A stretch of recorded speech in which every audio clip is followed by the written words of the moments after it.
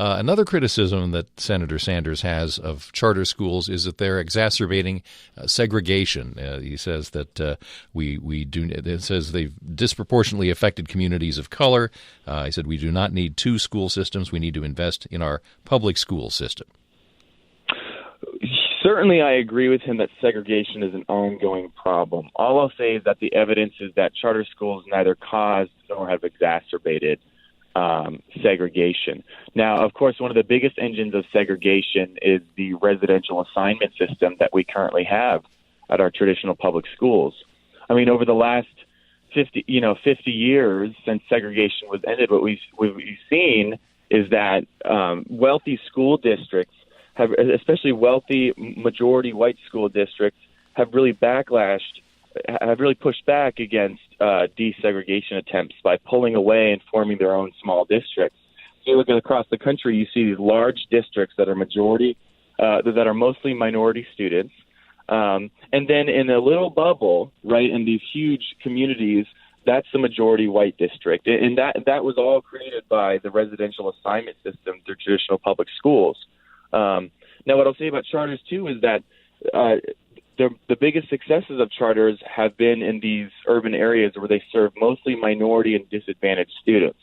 So, again, I agree that segregation is a real problem in public education, but charter schools aren't the major cause of that.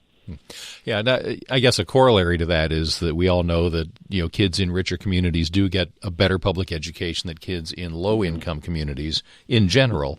How can we fix that? Have you looked into that as well?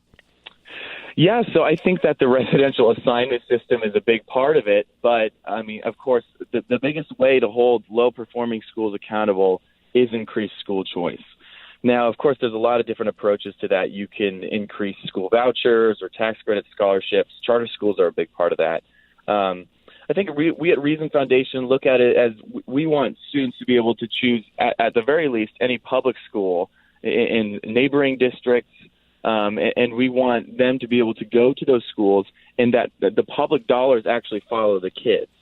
One of the biggest obstacles is that schools have varying degrees of incentive to accept students from other districts or other schools, either because no dollars come with them or because those schools don't want to lose the dollars that they would be losing if a student leaves. So there's all sorts of perverse incentives that prevent kids from going to schools and voting with their feet about what schools are better.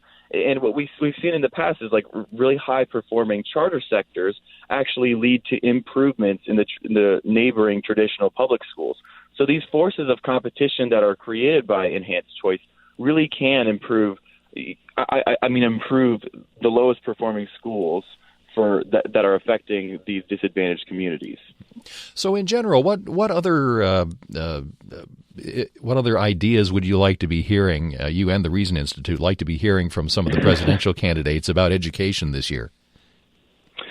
Well, I think that some of the I will say one thing about Cory Booker, right, has this awesome history of the reforms that he's done in Newark, New Jersey, right? I mean, 10, 15 years ago, he was talking about, all the obstacles posed by teachers' unions and some of the education reforms. I don't know. I would like to see a recognition that teacher unions, to a degree, are one of the major forces preventing some of these common sense education reforms. Now, there is some controversy about school vouchers or tax credit scholarships, but there's a lot of, I think, middle ground reforms that Democrats and Republicans both generally support, such as charter schools more generally, and then a lot of more local autonomy, right? There's a lot of your normal public school, the principal has control over about between 1% and 5% of their school level budget. There's a lot of these categorical restrictions on how dollars can be spent from on high, from the school district and from the state. And what that does is that prevents schools from actually meeting the needs of the kids on their level, right, from actually responding to local level needs. So I don't know. I wish that both Democrats and Republicans would talk more about school level flexibility and maybe some of the barriers that are posed by these labor unions. All right. Christian Barnard, thanks for your time this morning. We appreciate it. Thanks so much for having me on.